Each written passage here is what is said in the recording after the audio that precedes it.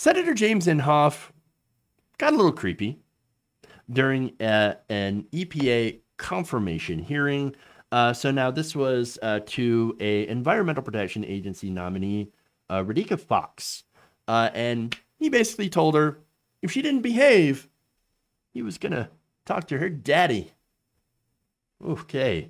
So now, according to a CNN report, Inhofe made the remarks while Fox was answering a question regarding changes the Trump administration had made to the Obama-era waters of the United States rule. And I'm going to show you video of that. Take a look.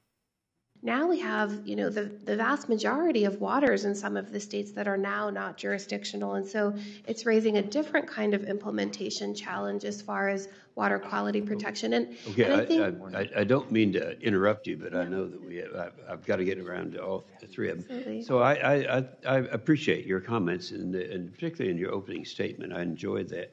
And so I will look forward to working with you. And if you don't behave, I'm going to talk to your daddy. Okay? All right. That's good. Now. Okay. Well, that's classy. I mean, yeah, she laughed, but that's not really the point. I mean, honestly, I think a lot of women laugh at stuff like that because they're not quite sure how to respond. And then later on are like, that's kind of fucked up. Because it is. And so it is a really odd thing to tell someone, by the way, in a professional setting. Because it is. I mean, you're literally in Congress. You're literally interrupting her during her answer. I got to get to other people. But by the way, behave. I'm going to talk to your daddy if you don't. Real weird. And here's the thing, right? It's almost as if he doesn't take her seriously as a professional. Well, I mean, not only just the position, of course, because Jim Inhofe hates the EPA. This shouldn't be surprising to anybody. Again, remember, he's the guy who brought in the snowball to the Senate chambers in order to disprove climate change.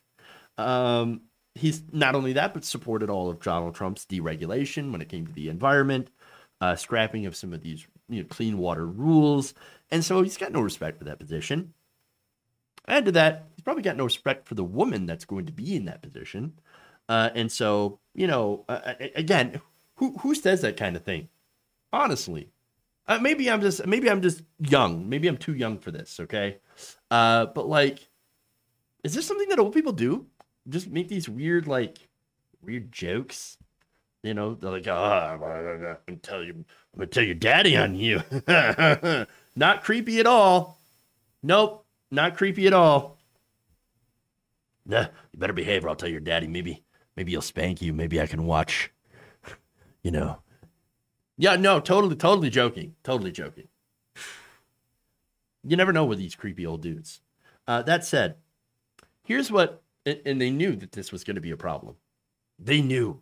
Because later on, Inhofe Communication Director Lacey Burke said on CNN that the comments were in reference to Fox discussing your father during opening remarks. Senator Inhofe was always moved by the family stories of nominees and was especially touched by Mrs. Fox's tribute to her father during the opening remarks. He made a lighthearted joke at the end of this questioning to recognize her father again, since he was present for the hearing. As he said in the hearing, Inhofe looks forward to working with Ms. Fox when she's confirmed. CNN notes that Fox was a former CEO of the U.S. Water Alliance. That is, of course, a nonprofit. I'll give you more information on that, but she did thank her parents during her opening remarks, turning to a father who was seated behind her. Wonderful. And she said, everything I've accomplished is because I stand on the shoulder of my parents' hard work. Oh, wonderful, wonderful. She noted that if she's confirmed, she would be the first woman of color, first Asian American nominated to lead EPA's Office of Water. Now, the U.S. Water Alliance, which she was the CEO of, she was head of, is a nonprofit whose mission statement is to advance policies and programs to secure a sustainable water future for all. Well, that sounds great. The Alliance is a nationally recognized nonprofit organization that educates the nation on the true value of water and the need for investment, accelerates the adoption of One Water policies and programs, and celebrates innovation in water management. Based. I hope she does a great job. Seriously, no. I really, really do hope that. But the thing is, it's like disrespecting somebody who seems to be incredibly accomplished. I even looked through, Water Alliance's financials.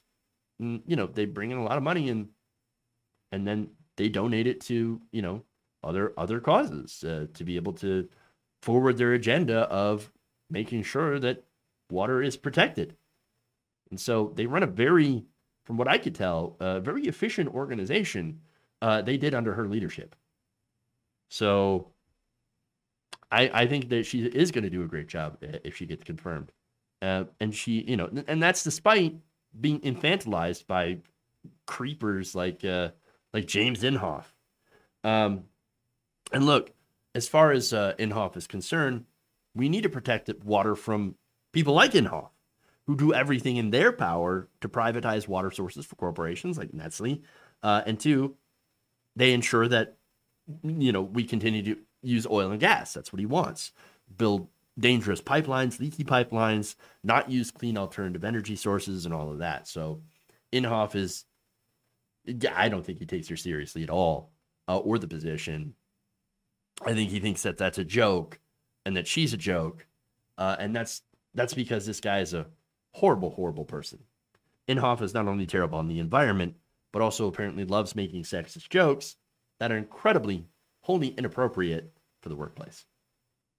If you enjoyed this video, please give us a like and share with your friends. You can subscribe and help out the channel by becoming a patron. It's patreon.com/Jeff Waldorf, or you can become a channel member as well by hitting the join button below.